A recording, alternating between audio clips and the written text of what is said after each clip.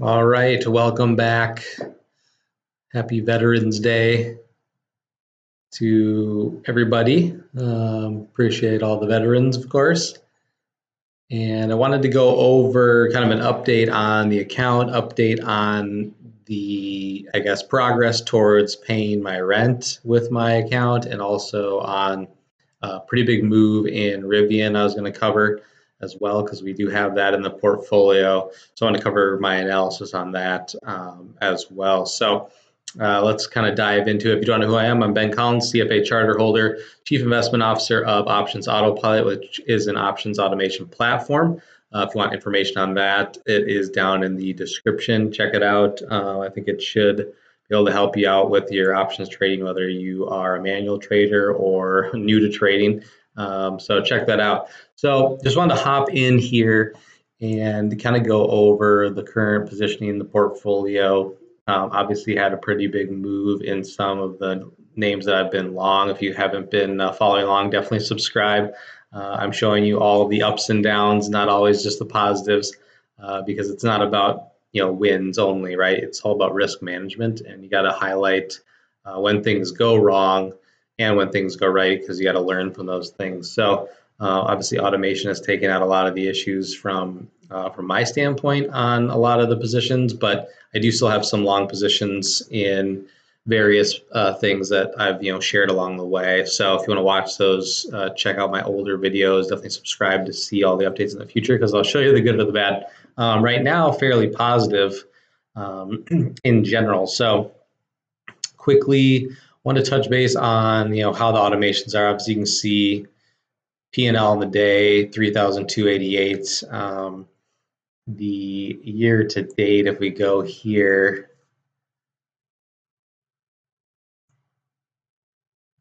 year-to-date gain $35,910. You can see if you go to my options autopilot dashboard, right now my current net liquidity is $46,000.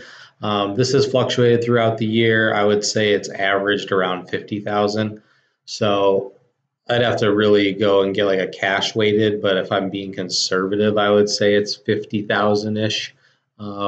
So this right here is all from automations on that capital. So pretty decent percentage from that standpoint. But in general, obviously had some pretty good winners on the long side, but that has been on roughly $50,000. So very good percent return. What is that? That's basically 70%. Yeah, 70% return approximately year to date. I'm not going to say on the long side that's always going to be repeatable, but it's not about. I always want to focus on kind of how I'm approaching it. And I guess as a disclaimer, don't do anything I'm doing. I'm taking a little bit riskier approach. This is not all my capital. But my goal now is actually to pay my rent with this current portfolio. So I'm trying to earn about $3,000 per month, $3,015 to be exact. And that's going to be on this portfolio. Basically, I'm going to try and keep it around $40,000.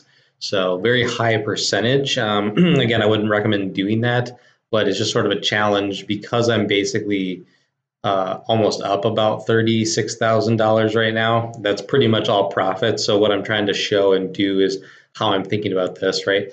I'm basically taking all the profit I've made from some long positions and automations throughout the year, and then I'm kind of levering that up. So I'm basically taking profit to make more profit. So I'm not really risking my own capital at this point. I'm just risking profits that I've made. Obviously, I don't want to give this up.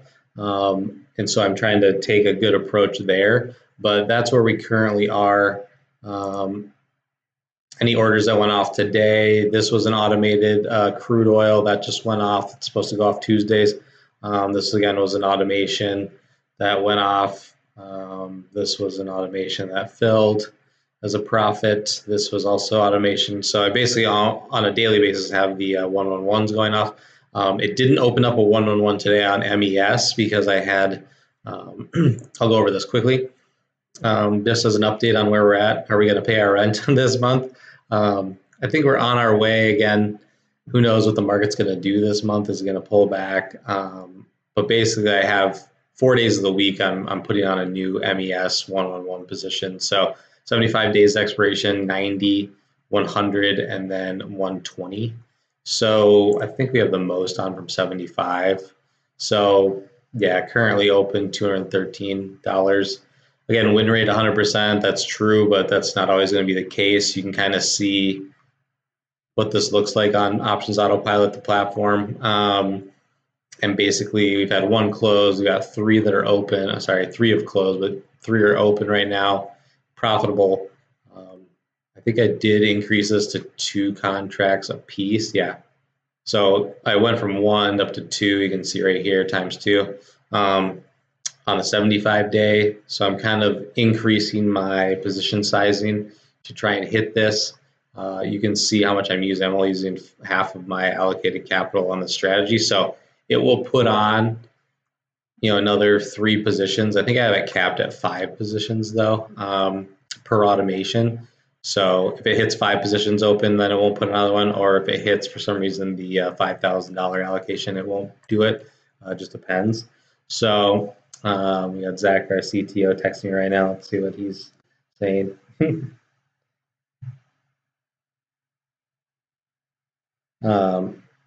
But yeah, so that's the 75 days. That one's been open the longest. I think the 90 has also been open. Again, we've had a decent streak. I mean, the market did pull back, 100% win rate. You can see the average time in trade is different. The last one, I think, was 19 or maybe 20 days. This is 23. Not executed. So you can see it's skipping this automation because it's detecting an open leg that would be negated by the new position. So what that means, our system is able to detect if you have a strategy already on and it might be closing an already open leg. So we didn't want it to interfere with any of the current positioning, because then you end up like having unbalanced positions and it's hard to track. So we just defaulted to be kind of safe to have it skip that. This was just from money not moving around. So yeah, 2 closed, we got 2 open, and then 1 didn't go off today. I mean, was it today? Oh no, it was the 7th. Not the end of the world, but obviously then we're missing out on potential gains if the market keeps going in our favor. 1, 2, 3, 4, 6. We almost got the 1, 2, 3, 4, 5, unfortunately. Still have the bonds going. They've been kind of whipsawing, and they haven't been. I don't think this is totally accurate. I think I need to pull in some that have actually been winners, but it's been definitely whipsawing around. I think, yeah, we've got 2 open, one's at a profit, one's at a loss. 100-day, I think we only have 1 on. Yeah, only 1, and then again, we should have done another one today, but it had that same issue where it detected some open legs. That can happen if the market doesn't move a lot, and so it's kind of putting out the same strikes. But again, we didn't want it to interfere with current open positions because that just gets complicated to track and do. 120 days literally just went on yesterday, so up slightly. I'll be curious to compare this 120 days to the 100-day and see what's kind of a better, I guess, use of capital or getting you the better premium. So you can see my profit on this is potentially $214. I haven't necessarily planned this, so let's just see for fun. What is the 100-day? And both of them are doing three contracts. So 281. So technically this one's a little bit better. I think this obviously went on when VIX was higher, and that's probably why. So again, this is highlighting why automation is beneficial. I don't have to determine if VIX is high or low or whatever it is. It's just going on regardless of what's happening. So it's like if some of the times we're getting higher premiums, obviously when VIX is higher, it's good to put them on regardless. I'm not saying here being like, oh, I'm freaking out because VIX is high, or I'm not saying, oh, I'm not getting enough premium because VIX is low. It's basically just doing it over time and statistically should work out in our favor. And that is obviously why we do this and automate it, and why we have people who have no experience that are probably beating most options traders. So we can kind of see right there, pretty much all the MES positions are profitable. So we're kind of on our way to doing pretty well. This line right here is roughly, I think, close to when we started trying to do the rent trying to cover rent at 3,000. So we could say roughly we're at 780 something dollars right now of profit. So only at 33%. Most profit takes are going to be at 65-ish. So 1,600 bucks, but I don't have all the positions on because, again, remember, I can have up to, I guess, 20 positions. I think I counted only 12. So I can have another 8 positions go on over the next week, or next couple weeks, I guess I should say.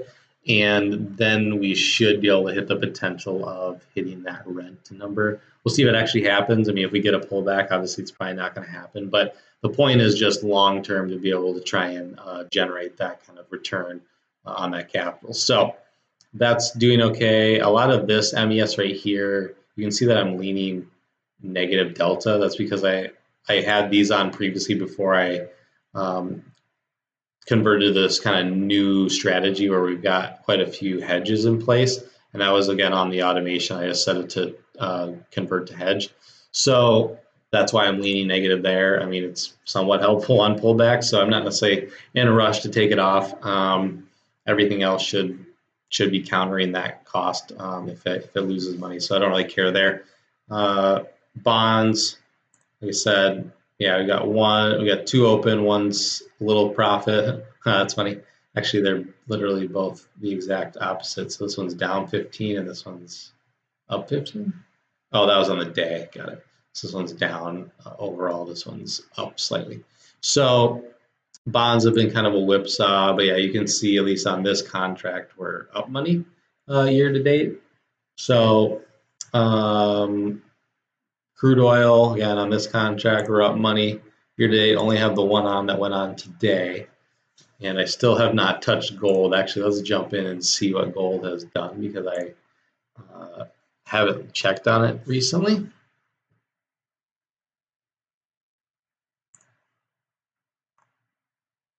Okay, so it's kind of coming back. I mean, it did. I'd love to see it pull back into the 3,500 range, but I don't think that that's going to be totally likely. So I'll probably turn gold back on soon. I keep saying that, and I'll probably do the broken butterfly position instead of just the put spread. You can see I kind of said that Bitcoin had broken down around here, and then it kind of has fallen, but it hasn't fully recovered, which I think is a little bit interesting, but neither has the market. So could just be some people profit taking, but I think if you start to break this trend line and then you break this line, because again, they're kind of going to be lining up pretty similarly, I think you could get a decent amount of downside on Bitcoin. Again, I think the long-term trend is still higher, so it's probably a good opportunity.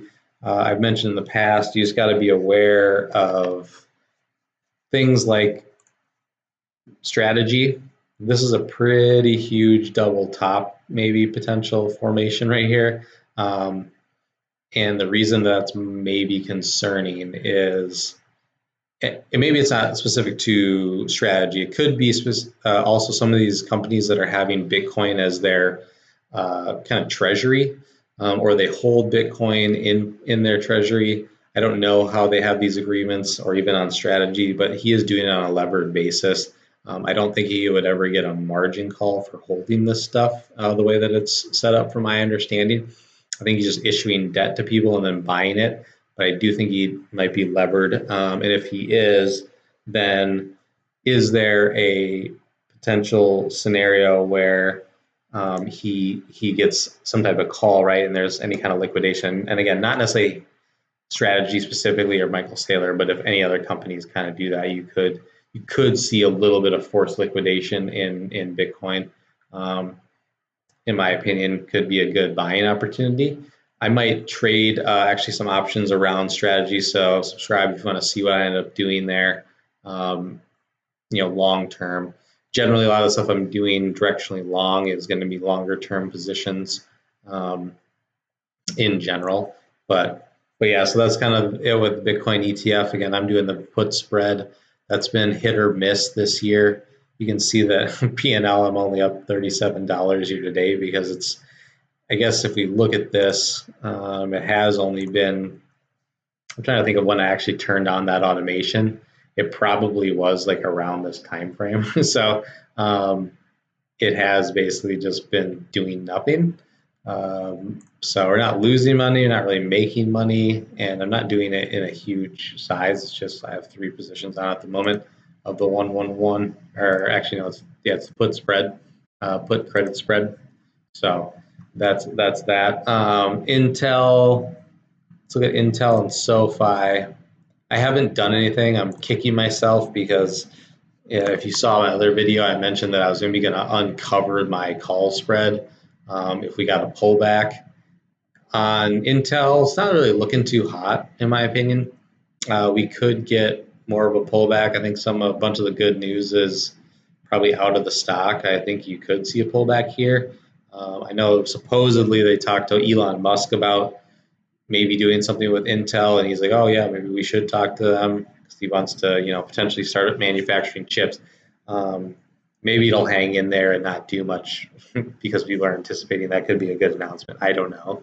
All I know is I'm just sticking with my call spread at the moment. If it does pull back here, I will likely uncover my call spread, and what I mean by that is I would basically probably buy back some of these. So then I'm long more stock.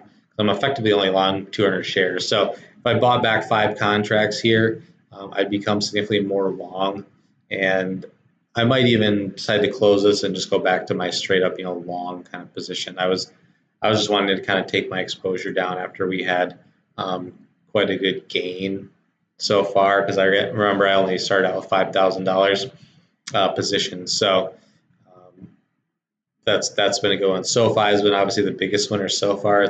It's also acting the strongest, and that's the one I'm more annoyed by because it was literally down at 26, and I was looking at an order to uncover the call spread, and I did not execute it, so it was all the way down here, and I was actually wanting to pull it off, didn't do it. I was hoping to get a little more move down into here, but of course that doesn't always work out that way, and then it snapped right back, and it kind of looks like it wants to move higher. I think definitely possible. Again, I think it's a pretty good company, and I think it's going to be positioned pretty well for the future in terms of being able to utilize AI, blockchain, anything it wants with both its current business and customers. I still think that they should buy some type of broker dealer to gain a bunch of clients personally. I don't know if that will happen, but I think it'd be a smart move. But yeah, I think that the trend is still going to be higher, and I doubt it breaks below 24. If it does, I'll probably be out of it. But you can kind of see I still have my 45 contracts on of the call spread. Right? I took a decent amount of my profit and then just put it into a call spread long term, so that it could hopefully triple basically, because I bought for I think $1.25 ish, and it can expand up to $5. So where are we at? So it's at $1.50. I bought it for $1.28. And remember, it's $5 spread, so it could ultimately expand up to $5. So I could still make $3.50 in profits. So that's kind of my plan there. Why I did that. So let's touch on I'll say XRP just real briefly. Still doing nothing with it. It's doing nothing. It's, again, if I was like really convicted on XRP in general or them utilizing this, I've heard more and more people ask me about it. So I don't know what's going on. Then I might build more position, but I was just waiting for it to break back above here, which it still hasn't. So I'm not adding until it does, because I think right now the market's telling me I'm wrong. So again, don't pay attention to what I'm doing in specific names. If you want, just look at how I'm kind of approaching this. I've learned over the years with options, at least, and probably with something like crypto that's very speculative, you want to add when you're winning, not add when you're losing, which is kind of the reverse of what you want to do with a stock. If you like the fundamentals, you'd probably want to be dollar cost averaging down, and you typically want to do that with index and long-term investing. But the way that I've learned from with options, and other kind of speculations, I would not do that. I'm only adding when I'm up in general on those positions. So let's get into the one that was popping today, RIVN. If you followed along, I was almost fully out of this name. I had reduced my position, which again now looks stupid, but at the time it didn't. So briefly go through that logic again, or my idea here. So originally I had added, I think here, thinking that it was going to be finally breaking out. I had 10 contracts on. It moved up, looked like it was going to continue to break out. Didn't. Has basically done nothing. Came all the way back down here. What I had said is if it breaks below 1250, closes below 1250, then I will fully exit the position because I had closed down the other 4 contracts. It got extremely close here, but didn't, so I did not close it. And then it is effectively pretty much rallied back over the past 5 days. So again, one of those scenarios where it would have been nice to add when it was pulling back to this supposed support line, but it wasn't acting very well. I don't know why it had a catalyst here or here. It was just today that I saw, I think Citigroup, added to their position or doubled their position size in RIVN. So again, I was going to add it back when it broke above this line. This one did not close above it. So again, I didn't add yesterday. I almost did. And of course it pops today. So I would love to see it pull back to support, but we will see what happens. If it pulls back a little bit, then I'll probably add. I mean, even if it doesn't, I do want to follow my rule of adding because seems like maybe it now finally wants to get going. And I do think it has quite a bit of upside if it can. So it kind of seems like it's maybe clearing this entire downtrend, and this is kind of a bottoming process. So I do think it might have significant upside. That's kind of why I'm playing it. But again, I'm only wanting to add when I'm up on the position. So that's my plan. I'm probably going to add not the full amount back. Again, I'm just kind of looking at what my profit is, and so almost 26% profit in a day on this position, and I'm up almost 64% in general. So I'm going to take this, since I'm up about $3,300, and my cost is, I don't know why this doesn't have as good of a view. So basically the current mark is $850, let's say. So $850 a contract for me to add some back in. So I will likely add in at least 2 more contracts, if not 3. And if it keeps going, then I'll add another 2. And eventually I might double my position. I only have 10 contracts on. I'll definitely probably put on another 5. And my original plan was to get to 20 in general. So we will see what happens there. But that was kind of the big winner today. almost never was, because I almost closed it out for basically a break even because I was up. I was almost up this amount at one point earlier in the year. Not quite. I'm actually now at the highest that I have been on RIVN. But you can kind of see P&L. I'm up almost $37.50. So I will take this profit and probably add the position, almost equaling up that profit. So again, I'm taking the profit that I am, and then I'm stacking it basically. It's almost like a progressive betting in blackjack, if you're kind of familiar with that. And that's just how I'm kind of approaching it. And that's what I would then take off if it started to break back down. So again, if the trend's going to continue, I'm putting the most money possible with only risking kind of my original amount of money. And that's always kind of my philosophy that I'm doing. So that is it. I think we're sitting okay, pending any kind of huge pullback. I think the market has now built in the news of them ending the shutdown. So if anything stops there, or I guess changes from that perspective, we could maybe see another sell-off. I think probably people just want certainty until the end of the year. I suspect that this shutdown is, I don't think that they're smart enough to think about it this way. This is just all politicians. I definitely think this is going to impact travel and then GDP maybe at this point, and then jobs. So I'm assuming that those numbers will look worse and also be worse, trying to solidify another rate cut in December. Again, it depends on what the market's pricing in. I bet the market assumes at least 25 basis points. So if for some reason it was more than that, I don't know. If the market's significantly weaker and they have to cut more, that might be perceived as negative. But so far, so good, I guess. So appreciate everyone tuning in. Definitely like, subscribe, share with someone who might find this interesting, and appreciate it. Stay tuned for whether we are able to pay our rent with this kind of first month of trading with that goal. And then, I'm probably going to be adding into some other positions, looking at United Health, maybe Reddit, maybe a couple others that I will talk about. So definitely stay tuned, subscribe for that, and I will talk to you another one. Bye.